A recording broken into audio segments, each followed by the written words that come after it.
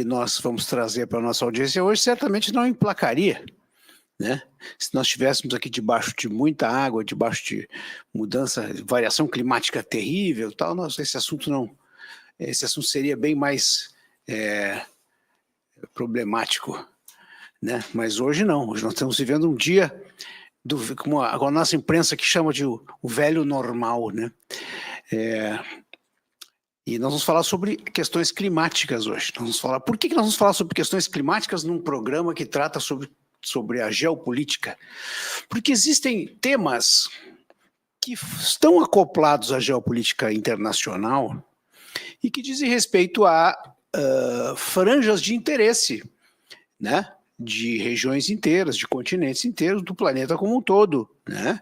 Então, as questões climáticas, as questões de costumes, as questões de gênero hoje são pautadas como questões geopolíticas, né? Pelo menos estavam sendo até a vitória do Donald Trump na semana passada. E essa vitória está prometendo grandes sacudidas nesta faixa, na faixa do clima, né? Na questão das políticas climáticas. A posse do Donald Trump no dia 20 de janeiro, portanto ainda falta um bom tempo, lamentavelmente, né? O tempo é muito longo até a posse, né? Mas até lá nós temos ainda muito chão pela frente, porque a nova gestão do Donald Trump promete dar uma sacudida geral nos temas que foram tornados cavalos de batalha desta que nós chamamos de woke, né?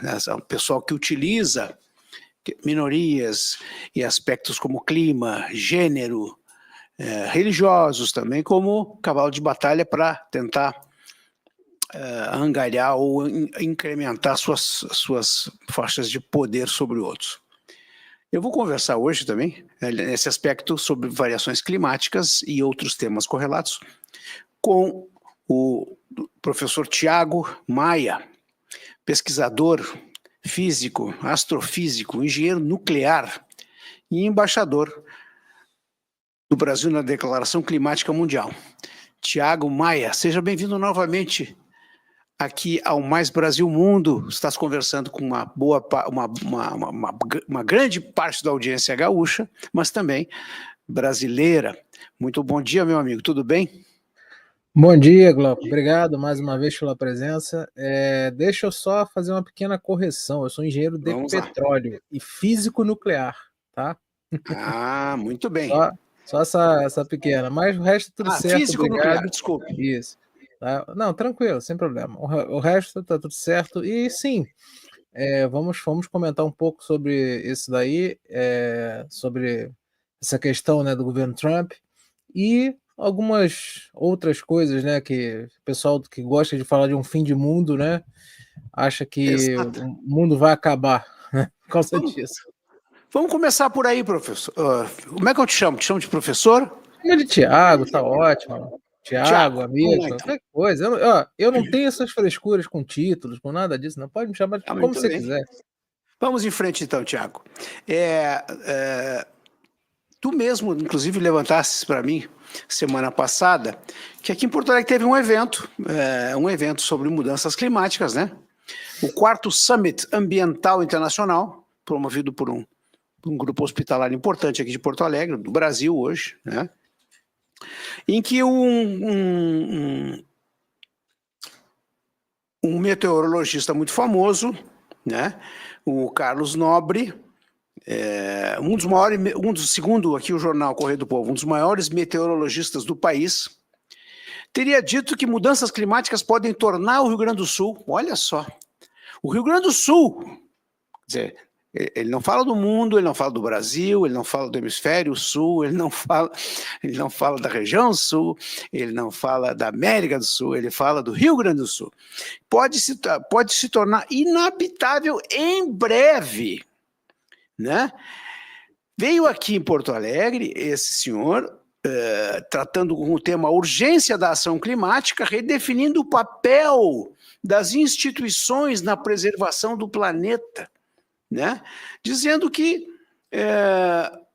o Rio Grande do Sul vai se tornar inabitável, né? Estamos caminhando por uma situação de ecocídio, onde o planeta e a humanidade estão em risco.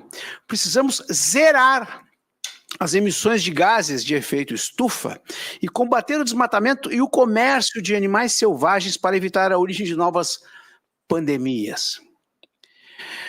Tiago,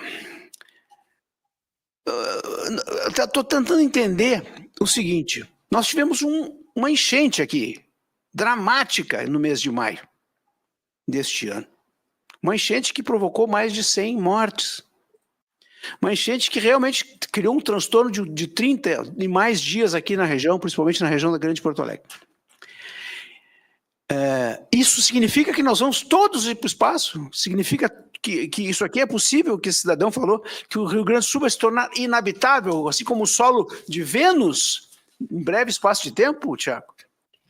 Não. O senhor Nobre aí, ele é da turma, né, dessas pessoas que adoram fazer um alarde, né? Eu me lembro muito bem, em 2017, eu tive com ele lá e outros lá na Petrobras, lá, e justamente estavam querendo taxar o barril do petróleo em $1 como imposto climático, né?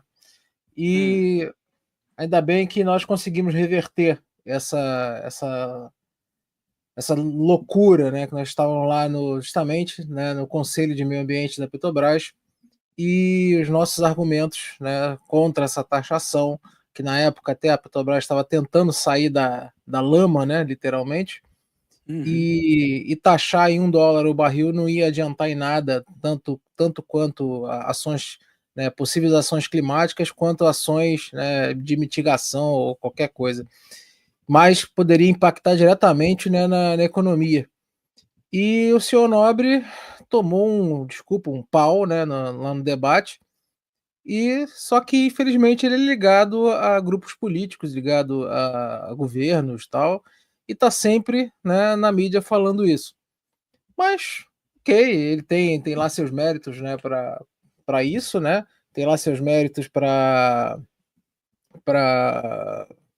estar onde está, né? Não vou discutir o mérito dele, mas justamente essa pauta que ele defende, né, que nós somos o terror, não, isso não é verdade. Primeiro que uma coisa muito parecida que aconteceu no Rio Grande do Sul, aconteceu, se eu não me engano, na década de 40, né? Precisamente em 1941. Isso, e se a gente olhar a análise do solo, né, onde que vários pesquisadores que fazem isso, de análise de solo, né, aí do Rio Grande do Sul, você vê que o solo, né, daí ele justamente mostra que já tivemos esse tipo de situação, já tivemos várias vezes no passado, tá? Sim. No passado que eu falo há 1000 anos, milhões de anos até, o tipo de formação de solo que isso aí vem, tá? Então, é um fenômeno recorrente, né, principalmente depois da separação dos continentes, é um fenômeno que vai continuar acontecendo, ora um pouco mais fraco, ora um pouco mais forte, e é isso aí. Agora, dizer que vai ficar totalmente inabitável por causa de um evento extremo, aí então quer dizer que chamada, né, Dana, né, que aconteceu lá na Espanha, que matou mais de 200 pessoas, então quer dizer que a Valência também vai ficar inabitável por causa disso, né? Então, realmente não vejo isso como... Claro, eventos extremos são coisas muito ruins, tá? Como o próprio nome diz, evento extremo. Agora, estão ficando realmente mais recorrentes, né? Isso que as pessoas gostam sempre de falar. Eu costumo dizer o seguinte, que hoje o nosso poder de ver esses eventos aumentou muito. Hoje qualquer pessoa com o celular na mão pode virar um repórter, né? E fazer e ainda circular matéria falsa, né? E como circularam agora, né, que foi pela primeira, isso aí saiu na mídia, tá? Na mídia normal, vamos dizer assim, mainstream, né? Que pela primeira vez nevou lá no deserto da Arábia Saudita. Mentira, pô, mentira. Em 2013 aconteceu, 2017 aconteceu, no século XIX já tinha relatos disso, século XX. Então, sabe, realmente não tem... Essa informação que nós recebemos na semana passada, de que teria nevado no deserto, né? Isso. No deserto faz 40 graus abaixo de zero durante a noite em alguns locais. É muito provável que gere alguma formação de neve. Sim, mas acontece o seguinte, que o mesmo às vezes fazendo essa temperatura toda, como por exemplo lá em Tabuk, onde foi essa região lá na Arábia Saudita e Emirados Árabes, lá em torno, ali faz temperatura assim negativa, mas é seco, então normalmente não neva. Mas teve um sistema de baixa pressão ali quando a gente vê a Península Arábica, né? Então, ali você tem Omã, onde que é atingida várias vezes por até mesmo ciclones tropicais, que é o análogo a furacão, né, no Índico, e tinha um grande sistema de tempestade que jogou muita água para ali. E jogando muita água, primeiro choveu, depois caiu granizo e caiu neve, pô, isso aí, às vezes acontece, entendeu? Então, não quer dizer que um evento desse quer dizer que o mundo vai ficar inabitado. Ah, porque aconteceu esse evento triste, extremo no Rio Grande do Sul, quer dizer que o Rio Grande do Sul vai ficar inabitável. Eu sou totalmente contra, né, a exploração de madeira ilegal. Isso aí realmente você tem que coibir. A venda de animais silvestres ilegal você tem que coibir, entendeu? Você destruir um bioma, né, por destruir alguma coisa assim, isso tem que coibir mesmo, Mas tá? aí nós estamos falando de outra coisa. Aí nós estamos falando de uma questão. Aí é crime ambiental, né? Aí Isso. é crime ambiental flagrante. É diferente de políticas ambientais que estão sendo tentadas.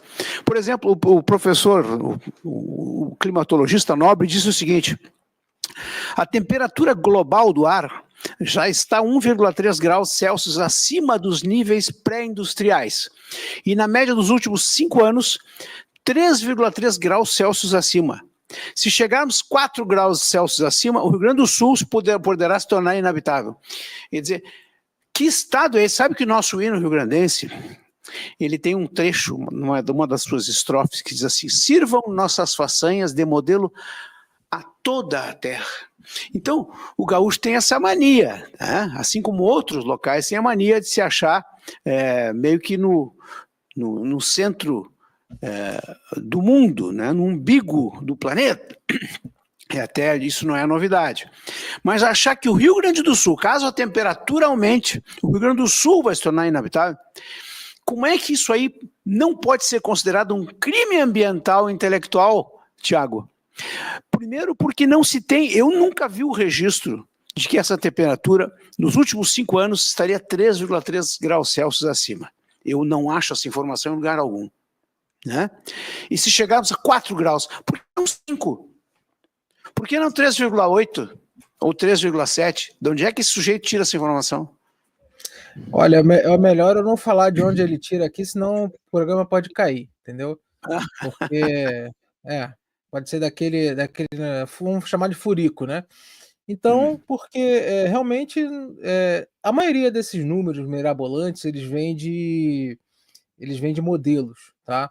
Onde que alguns modelos falam que a temperatura pode ficar, né, de até 5, 6, até 8 graus acima, a temperatura pode ficar, né, de 1 a 2, 2,5 e tal, que existem alguns modelos, né, que primeira coisa que modelo eles são, vamos dizer assim, eles são cenários, e cenários não traduzem uma realidade, tá? Nenhum modelo conhecido pelo homem, feito pelo homem, ele realmente traduz a realidade, ele é uma aproximação, tá, da realidade. E esses modelos lá do IPCC, por exemplo, eles são, como é que vamos dizer?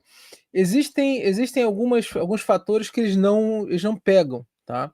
Como, por exemplo, existe lá, por exemplo, CO2 para eles aquece e pronto, mas só que o CO2 se você a gente pegar a física do CO2, uma das coisas que eu peguei esses caras lá em 2017 é justamente que ele tem algumas faixas que ele é altamente reativo, né, com a radiação infravermelha, e outras não. Tá? Eu vou botar rapidamente aqui para vocês, tá, uma coisinha, tá? Porque aí vocês vão entender o que eu estou falando e por que eu não vejo um futuro tão drástico Caótico. assim. É a voz da consciência? Coloca aí, por favor. Aí. Isso aí que vocês estão vendo, tá? É o relatório do IPCC. De 2001, sim, mas cada relatório ele fala uma coisa diferente. Tá? Primeiro as pessoas não têm que saber isso. Esse relatório tem 893 páginas e o que vai para os formadores de política, tá? Ou seja, o que vai para os cidadãos lá, ele tem 20 páginas. Então já viu como é que é a diferença, né, de um de 893 para um de 20, né? Então, esse aqui vai o que quiser, que é um resumo, tá? Agora, um resumo de algo de 800 para 20 é um resumo bem resumido, né? E se a gente for na página 358 desse relatório, tá? Aqui nós vamos ver justamente onde eles tratam a questão das equações, né, para o CO2, onde que primeiro que eles botam 3 equações diferentes, onde todas elas dão um resultado diferente, mas a que eles mais usam é essa daqui primeira.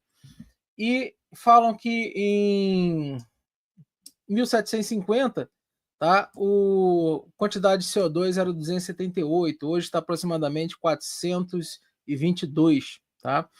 E a gente eu posso mostrar aqui para vocês ao vivo, tá? Como é que realmente daria isso, tá? Para hoje, já que o Copérnicos, lá o observatório, ele está falando que a temperatura está 1,5 grau acima agora, vai bater 1,5 grau acima. Tá? Beleza, isso pode bater sim.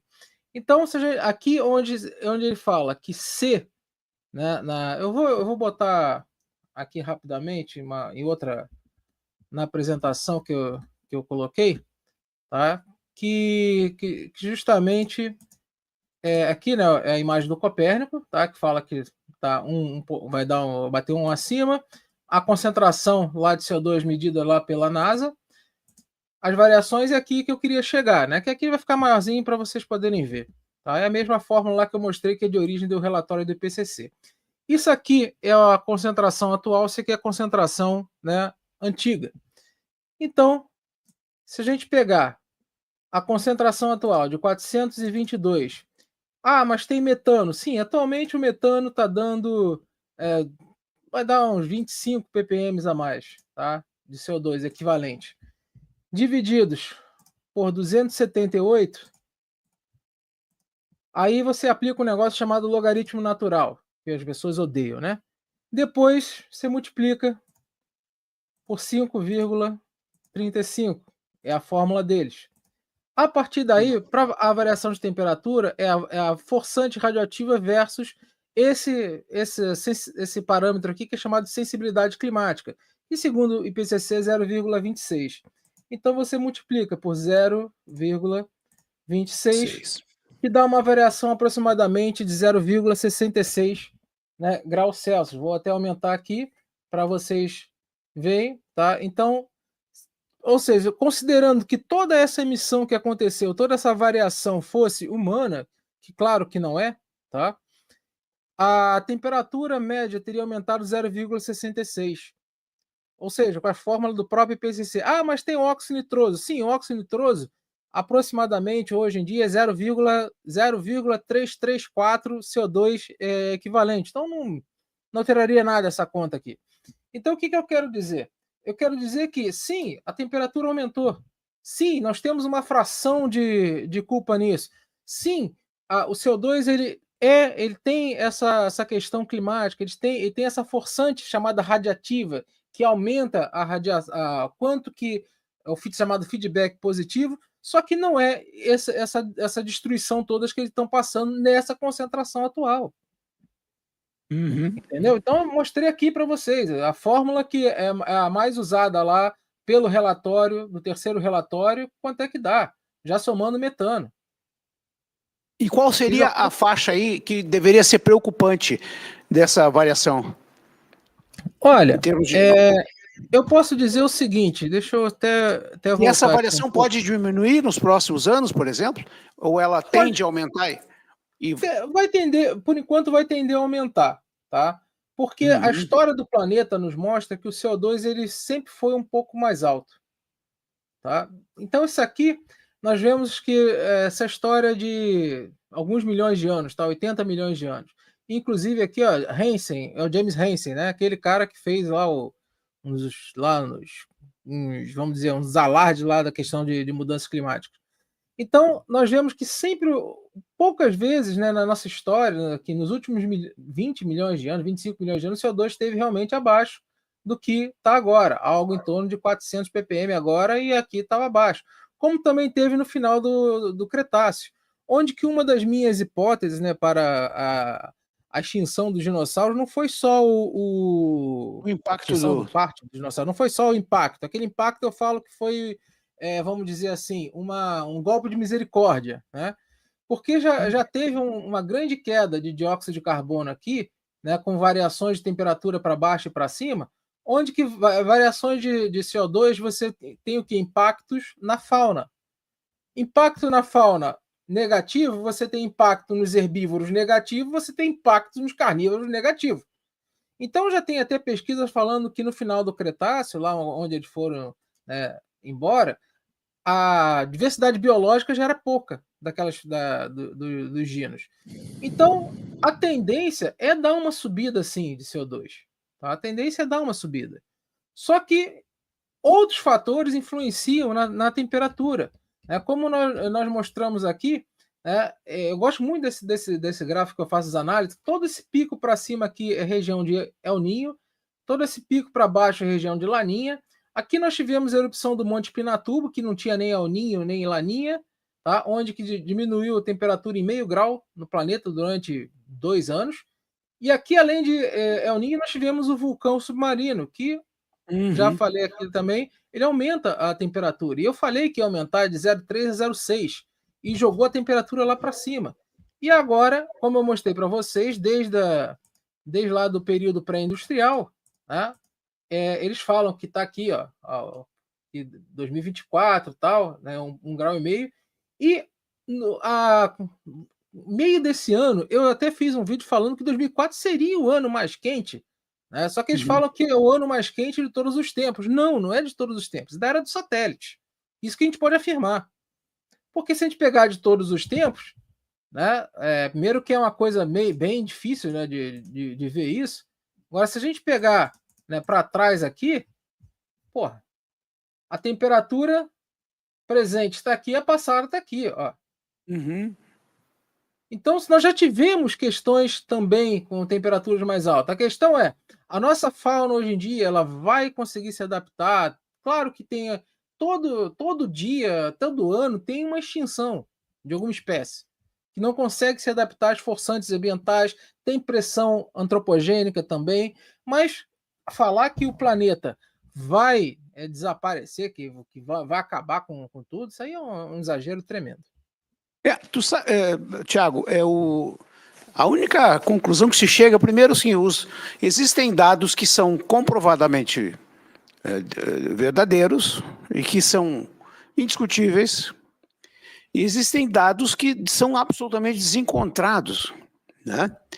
O problema é que a comunidade, eu não vou chamar de científico, mas a comunidade que deveria trabalhar as questões de políticas climáticas, não trabalha isso com a veracidade, com a, digamos assim, a apuração, a acurácia, né?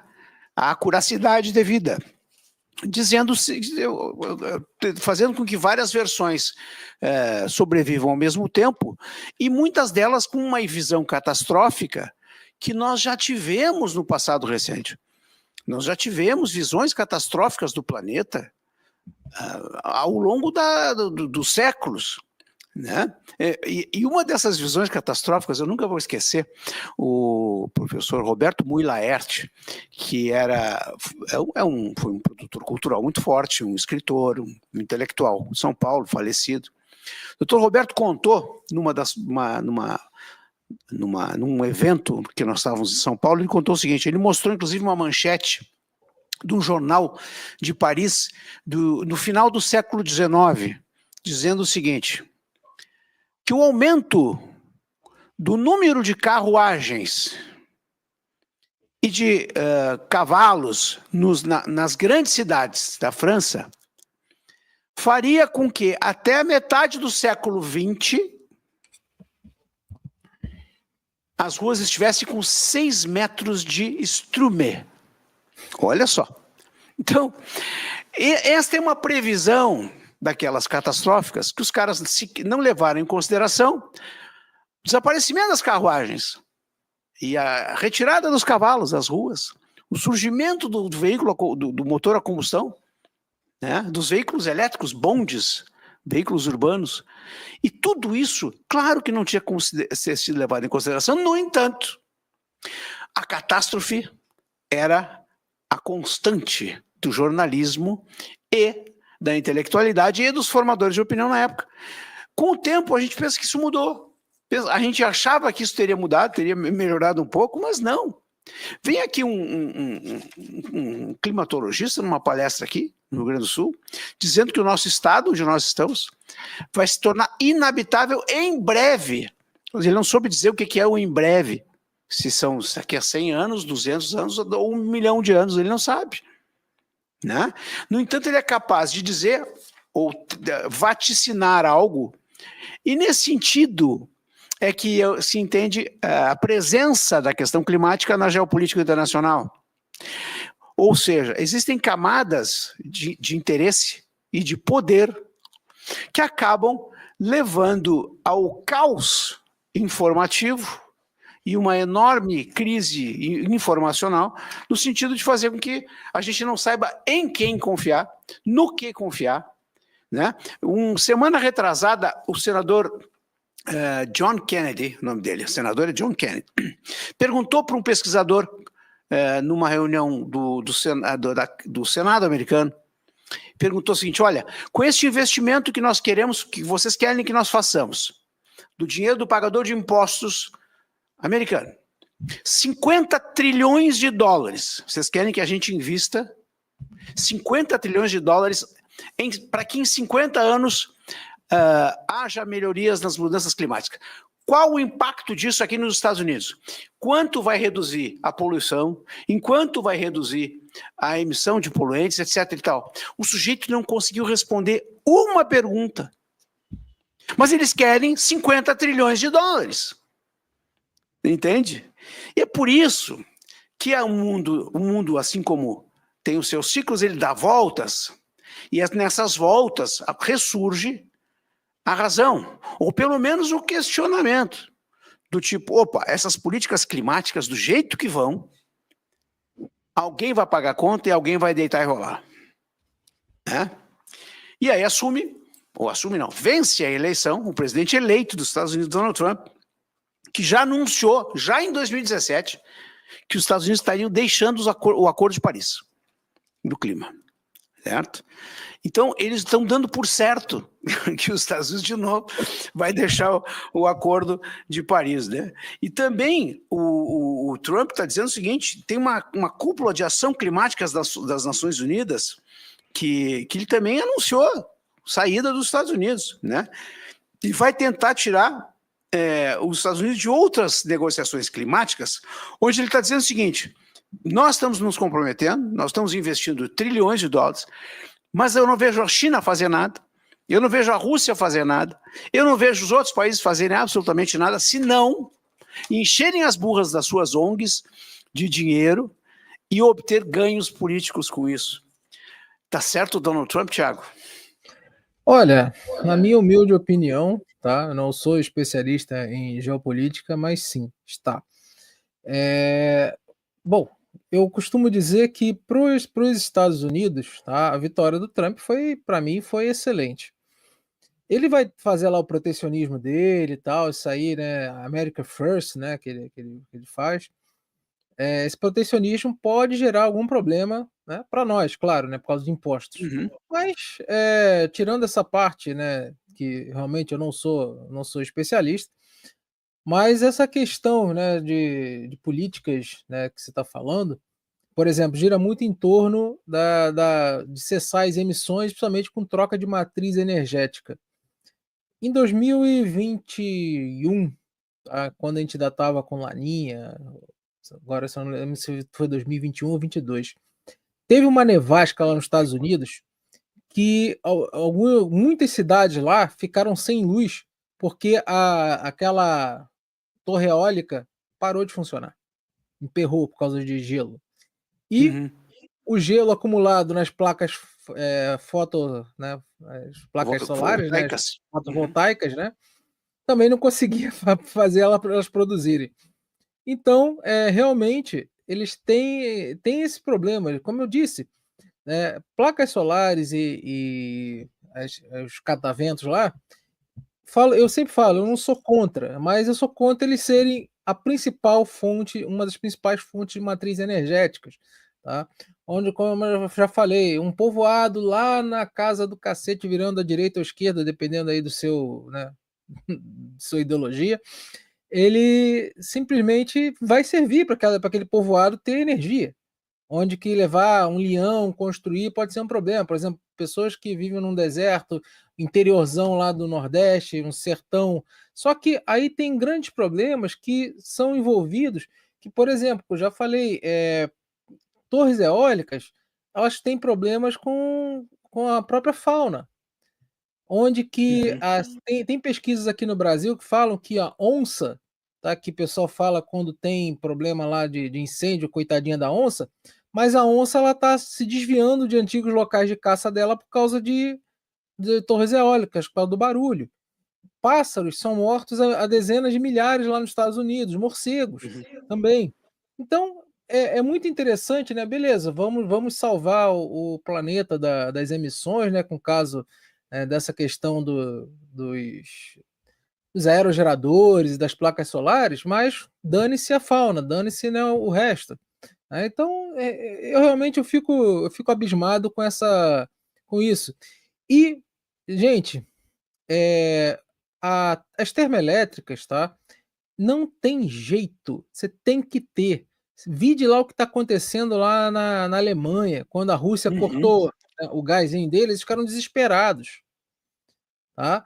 Por quê? Porque justamente quando vem um invernão mesmo deles lá, que cai neve, esses aerogeradores, eles não conseguem dar conta. E eles são, vamos dizer, eles são pouco eficientes. Aí, tem gente falando que, o protagonismo ambiental agora vai para a China, que fica, né, fazendo esse gogó de, produzir energia, aí enche o mundo com painéis solares lá da China, né. E só que para eles lá estão terminando de construir mais de 300 usinas, a carvão. Entendeu? As Uhum. termoelétricas. Então, que coisa é essa? Solar para mim e carvão para vocês, né, que é Uhum. segura, aí a Alemanha desativando as usinas nucleares por causa lá de Fukushima, né, aquele medo todo do Partido Verde lá fazendo pressão. Aí tendo problema, teve essa questão do gás, pronto, teve problema. Aí construiu, né, 17 usinas a carvão e algumas outras, se não me engano, 5 a lignito, que é um carvão muito mais poluente. Então, sabe, ou você faz ou você fica sem energia, entendeu? E usina termoelétrica você tem que ter como backup, senão você pode ficar sem energia. E aí eu quero ver você desenvolver, você ter alimento, você ter qualquer coisa sem energia. Uhum. E muitas essas questões climáticas, por exemplo, sei se você se lembra ou estudou sobre isso, em 1975 teve a geada negra lá no Paraná, que mudou a questão de culturas mais para o centro-oeste, tá? Uhum. Onde que, essa geada negra aconteceu que, foi simplesmente, né, uma uma saída, né, de um ar muito frio da Antártica, que aconteceu em 2021 de novo isso, e essa geada congelou, né, várias plantas, várias situações que elas ficaram escuras, queimadas mesmo Uhum. pelo frio. Isso aí dizimou quase, né, a plantação de café da época. Então teve que muitos produtores saíram dali, ali do Paraná, foram lá para o norte da Bahia, sul da Bahia, norte do Espírito Santo e se espalharam, né. Uhum. Então, questões climáticas, essas questões, né, ambientais, elas sempre vão existir. E quanto ao governo Trump, eu sou um dos, vamos dizer, eu gosto de me chamar com grande orgulho, né? Sou um dos pupilos lá do professor William Harper, né? Que ele é um físico emérito de Princeton. Ele foi chefe de gabinete de ciências tanto do governo Trump quanto como é o nome daquele outro lá do Bush, né? E ele é uma das pessoas que eu aprendo muito com ele, essas questões climáticas, né? Também ele é voltado a isso, é um físico atmosférico, e ele é um cara que tem a mesma posição moderada, como eu divulgo, tá? E ele já fez parte desse, ele tá bem, vamos dizer assim, bem otimista com essa questão, né, do Trump, né, dessa voltada aí, olha, não vai acabar com a questão ambientalista, porque não pode acabar, Não, tá? não O se trata disso, ambientalismo inclusive. o ambientalismo é importante. Agora, essa loucura, né, de ter que parar, aí o Trump ele ganhou muito com essa questão do petróleo, né, de voltar a perfurar, tal. E, gente, aí você vê o quê? Você vê que a OPEP não, essa É o organização dos Pepe. países lá produtores de petróleo, né? Uhum. Tirando, ganhando. Venezuela com uma das maiores, a maior reserva do mundo, tá lá botando petróleo para fora. E os Estados Unidos vão ficar chupando o dedo? Uhum. Entendeu? Aí, e o Brasil, que, segundo o mundo, né, emite 1%, quer ser líder em quê? Em cortar carbono. Ah, não, o Brasil vai reduzir 60% até 2050, até 2035. Pô, peraí, né? Se isso realmente fosse algo, se isso realmente fosse algo tão importante assim, tá? O Brasil emite 1%. A China é mais de 20%. Então, eles que comecem a fazer isso, se fosse algo disso. O que o Donald Trump tem dito nas reportagens mais sérias, né, é o seguinte: os atuais acordos, os atuais financiamentos que os Estados Unidos estão protagonizando hoje, né, ou estão fazendo parte, eles precisam ser revistos. Por quê? Porque os resultados que estão sendo propostos ou não são atingíveis ou não serão atingidos, né? Segundo, tem dito o seguinte: nós vamos fazer uma parte, mas é necessário que outros façam outras partes. Quando ele fala muito, muito da questão da China. Tá? A China, como tu falou, está investindo agora na geração de energia térmica por carvão, né? E não vai crescer se não fizer isso. E aí é que entram as questões importantes de serem discutidas à luz de transparência e de bom senso e de verdade, né?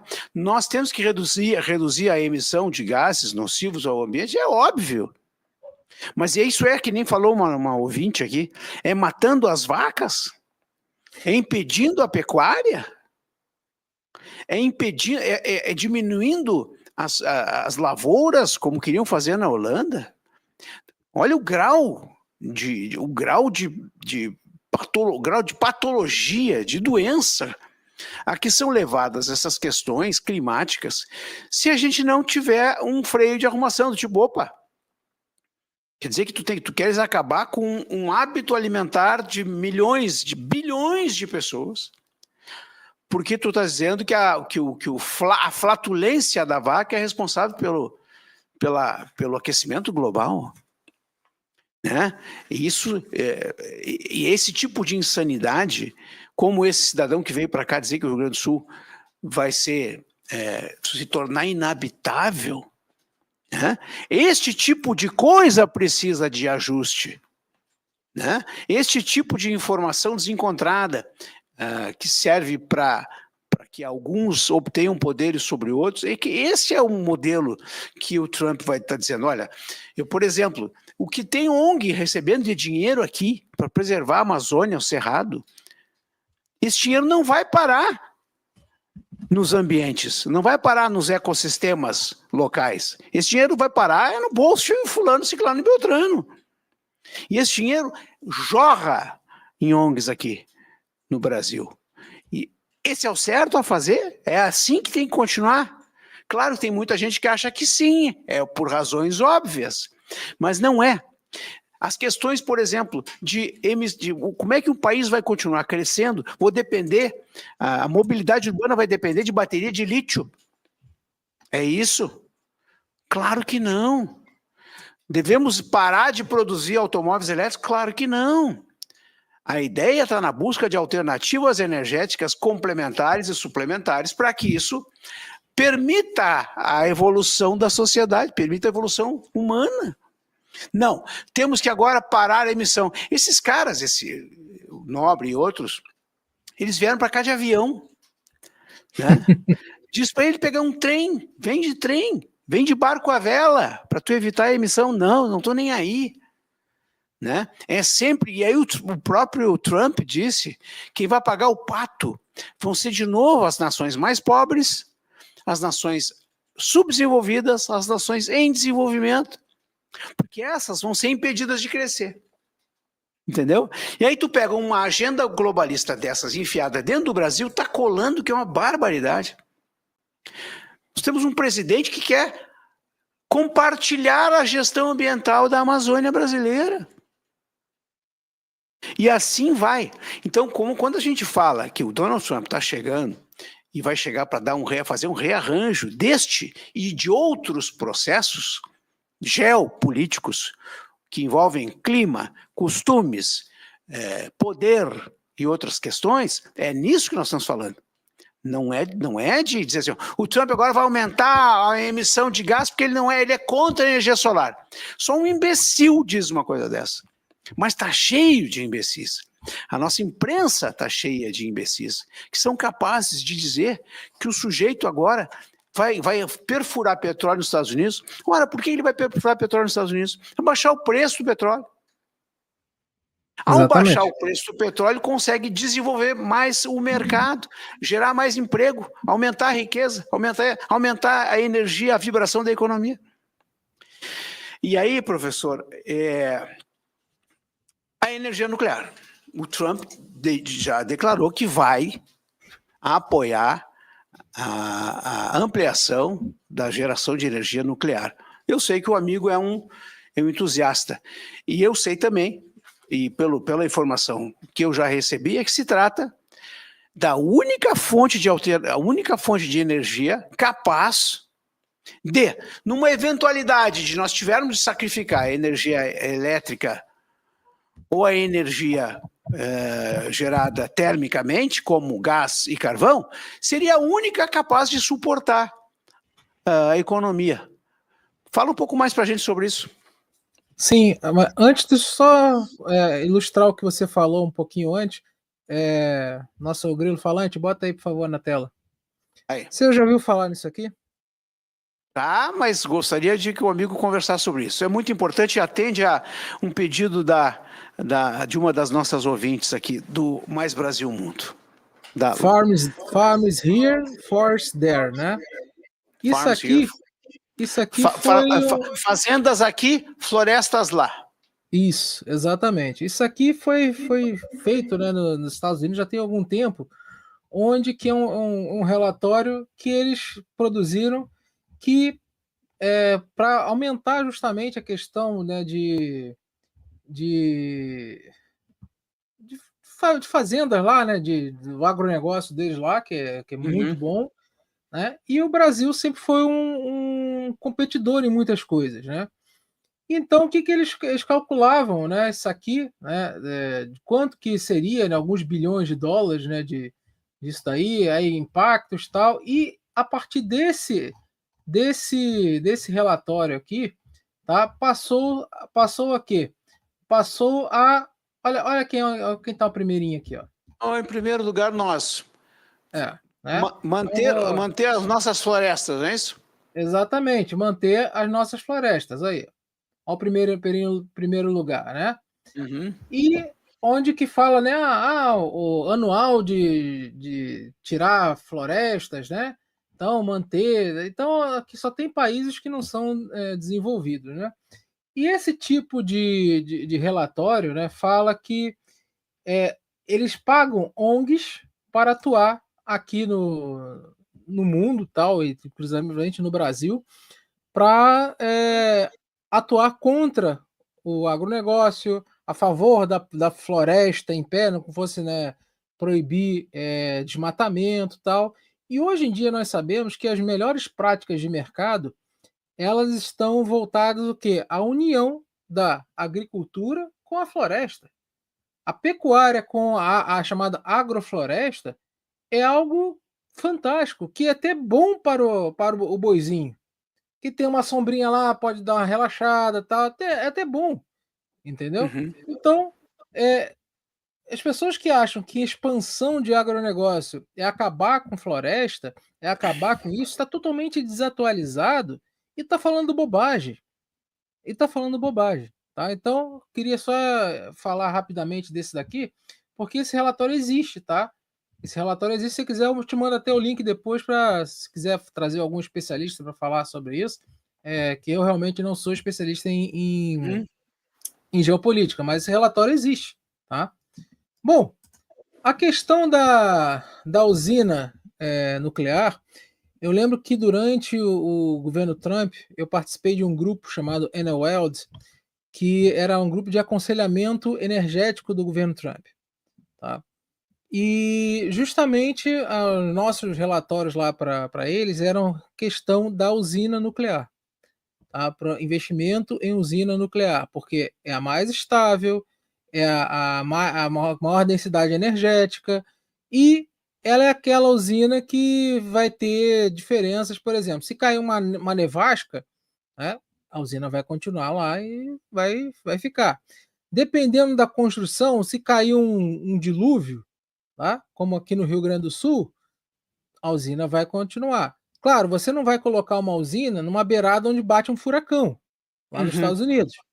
Ah, mas e Fukushima? Bom, Fukushima foi um tsunami com um terremoto. Né? Numa Então, região onde acontece isso com frequência, essas coisas, né? exatamente. E mesmo assim, a usina, né, não veio abaixo totalmente. Então, você tem que atualizar na sua tecnologia, tá, para ter construções resistentes a seus intempéries locais. Por exemplo, aqui no Brasil, lá em Angra, né, a usina, fazer pessoal, pô, mas e no Brasil depois de Fukushima? Gente, para ter um tsunami aqui é algo praticamente quase que poucos tsunamis realmente relevantes tiveram aqui. O último foi o sismo de Lisboa. Nós estamos falando de século XVIII, que pegou lá o norte, o Nordeste, né? Pegou a parte norte do Nordeste. Então, infelizmente, tá? O medo e a desinformação sobre a usina nuclear leva esse medo que eu chamo até de como é que eu posso dizer? É um medo irreal. É um medo que as pessoas têm por desconhecimento. Acho que vai virar um homem radioativo por causa disso. Uhum. Acho que a usina vai explodir. A usina nuclear não explode. Usina nuclear é diferente de bomba nuclear. Tá? E a usina nuclear é a melhor densidade energética, é a mais estável. Gente, é algo totalmente absurdo pensar que em pleno século XXI, tá? As pessoas ainda têm um medo de usina nuclear, de radiação, de forma a achar que tudo vai acabar por causa de radiação, que muita gente pensa, tá? Bom, Uhum. tem gente que até hoje pensa que usar micro-ondas vai dar câncer, que a comida vai sair radioativa, então, infelizmente, tem esses caras aí na internet que propagam essas fake news para vender curso, vender não sei o quê, fala que o celular, aí bota uma moedinha lá, um negócio atrás do celular, que aquilo ali vai impedir a radiação. Pô, se o seu celular recebe internet e fala, Uhum. a radiação tá ali. Então, você está gastando dinheiro e pagando coisa à toa. Entendeu? Então, muitas das vezes, infelizmente, essa desinformação leva à falta de conhecimento, leva ao medo irreal. E uma das coisas também que é muito propagado, que aí você já pode ver com questões, né, geopolíticas e tal, é porque daqui a alguns 10, 15, 20 anos no máximo, a fusão nuclear vai estar aí. A fusão nuclear é muito mais energética do que a fissão nuclear. Uhum. Uma das coisas até de voltar à Lua que estão querendo é para fazer a mineração na Lua de hélio-3, que é um elemento que vai fazer o quê? A fissão, através que transforma em trítio lá, tal, toda uma coisa mais técnica. Mas dá para fazer a fusão, que é uma energia muito mais densa, que pode suprir a humanidade por milhares de anos. E a fusão nuclear, literalmente, ela gera menos resíduo do que a fissão. Então, e quais são os países que estão à frente disso? É Estados Unidos, é China. A China, então, acho que, que ainda está a mais. Alguns países da Europa. Então, eles ficam lá com a energia nuclear, com a fusão, e a gente fica com catavento e placa solar? Uhum. Espera aí. Uhum. A China constrói várias e várias barragens, né, para poder fazer usina hidrelétrica. Uhum. Inclusive, tem até uma pesquisa que é verdade, que uma delas até alterou a rotação da Terra, mas em 0,06 microsegundos, isso não é nada. Porque qualquer tipo de construção que nós fazemos na Terra, qualquer alteração de massa na superfície, ela tem alteração tanto na posição quanto na rotação. Isso é física básica. Uhum. Mas aí o que acontece? Quando você coloca, né, aqui no Brasil, para construir uma usina hidrelétrica é um inferno, cara. Uhum. Tá? E aqui o Hugo está botando aqui no chat que enriquecimento do urânio para a produção de energia é matéria-prima, é renovável e inesgotável. Não, não é inesgotável, tá? Mas tem muito urânio e mais ainda tem tório. Eu já falei aqui, inclusive tive até um projeto que não foi para frente, tá? Que era usina nuclear de pequeno porte a tório. O tório Uhum. ele tem muito mais tório do que urânio. E a fissão do tório é semelhante, dá para fazer coisa semelhante com urânio, do que com urânio. Mas por que, que Uhum. tem mais urânio? O que as usinas têm urânio e não tem de tório? Porque o detentor da tecnologia fez a urânio, só isso. Uhum. E o surgimento da energia nuclear não surgiu com a intenção de gerar energia, né? Foi com a intenção de destruir. Quer dizer, ficou estigmatizada a formulação da energia como uma coisa destrutiva e não energética, né? E isso é uma coisa que é facilmente mutável, mas tão logo surja a necessidade, né? A necessidade de suplantar uma eventual, porque como tu falou, né? Quer dizer, assim, por que eu estou construindo 400 estações de geração de energia térmica se eu podia muito bem estar construindo estações de energia nuclear que são muito mais limpas e hoje muito mais Simples. seguras, né? Mas isso lá na China é simples, porque eles têm carvão saindo pela orelha. Uhum, uhum. Né? Mesma coisa, lá um senador amigo meu lá da Austrália, o Malcolm Robert, ele fala muito isso, que, por exemplo, a Austrália é riquíssima em carvão e não pode comercializar, não pode fazer por causa de pressão ambiental. Uhum. Mas realmente a fuligem, não sei o que do carvão, a poluição, realmente isso aí é ruim, essa parte. Mas uma tecnologia de filtração melhor, melhorar a eficiência da queima, melhorar a O questão, rendimento. o rendimento, né, da queima, melhorar a filtração, já ajuda. Ou então você consegue, né, que já desde a época da Segunda Guerra, já sabe pegar o carvão e transformar em óleo. Síntese de Uhum. Fischer-Tropsch, só procurarem aí. Você consegue pegar o carvão, transformar em óleo, transformar em gás.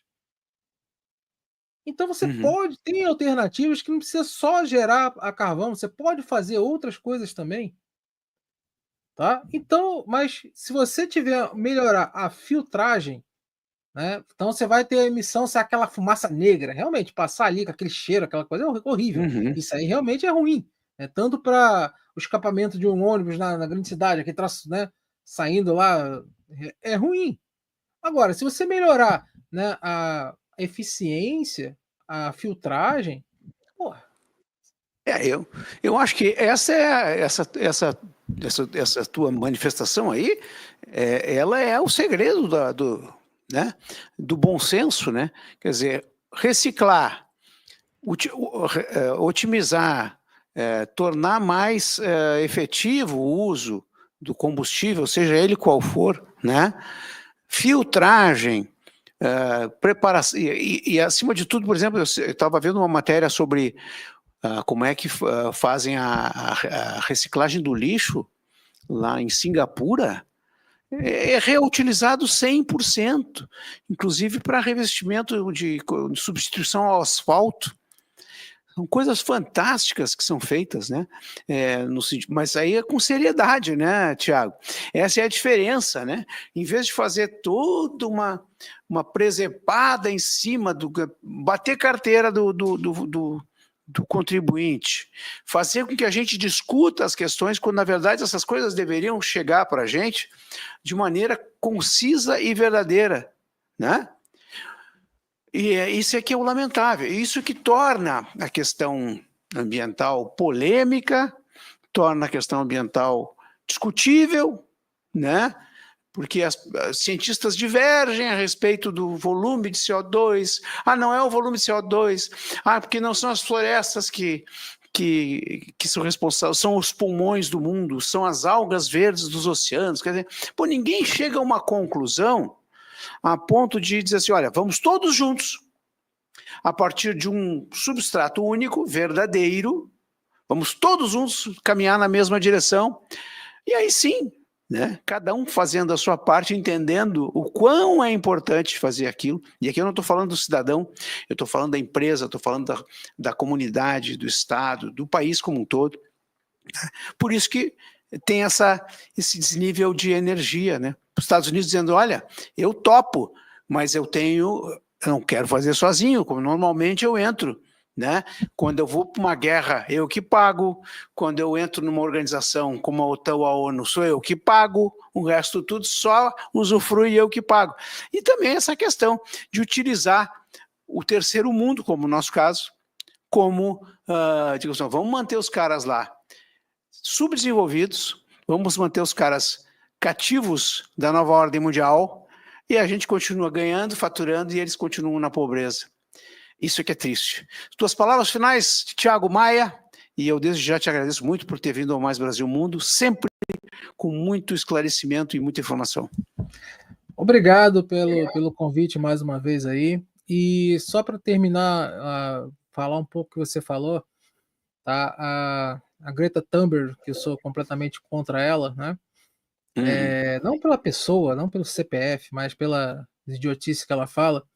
Existe uma publicação de 2016 na Nature falando que um dos maiores aumentos de consumo de madeira, tá, e de outras coisas assim, é lá na Europa, e 33% aumentou lá na Suécia, onde ela mora, e justamente para questões econômicas, tá? Então, por que eles podem e os outros não podem? Por que a Alemanha tem tanta extração em países como Singapura, como países também ali do leste asiático, ali também da Oceania, e por que lá não pode, né, arrancar a florestinha para poder fazer, né, até mesmo, né, energia lá com eles? E muitas também dessas questões dessa biomassa foi arrancada para fazer energia, tá? E a gente aqui, quando vai fazer qualquer coisa, é um grande problema. Mas é isso aí, eu agradeço mais uma vez aí pelo convite. Eu convido a vocês a conhecerem meu trabalho lá no Ciência Sem Fronteira, tá? Inclusive, hoje mesmo vai sair o vídeo sobre essa questão do aumento da temperatura de 1,5 graus, né, que eu vou explicar, claro, um pouco mais técnico lá, né? E sempre que quiser, tô às ordens, amigo. Ciência Sem Fronteira é ciência ou ciências? Não, ciência, né? Ciência Sem Fronteira. Sem @ fronteiras. Ciência Sem Fronteira no YouTube. É no YouTube, é isso? Isso. E no Instagram bem, tá aqui, ó, Thiago Maia Oficial _.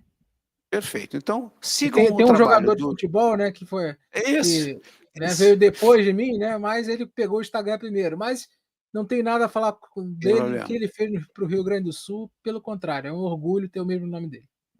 Muito bem. Então siga o trabalho do Thiago Maia no YouTube, no Instagram, e fique atento ao que de fato é verdade, para que a gente possa espanar os mitos e a desinformação para bem longe, que esse é o nosso papel aqui no Mais Brasil Mundo e nesta emissora, na Rádio Mais Brasil. Meu bom dia, então, a todos. Amanhã vamos conversar com o Cláudio Candiota, o querido amigo Cláudio Candiota. Nós vamos voltar a falar sobre as eleições americanas, mas principalmente sobre as mais recentes decisões já manifestadas do Donald Trump com relação a várias questões importantes, além do clima, no que diz respeito à burocracia americana, no que diz respeito à liberdade de expressão, que é o mais importante, libelo, que eu já ouvi da boca de um governante no mundo. Donald Trump está fazendo história e que Deus o proteja. Até amanhã, meu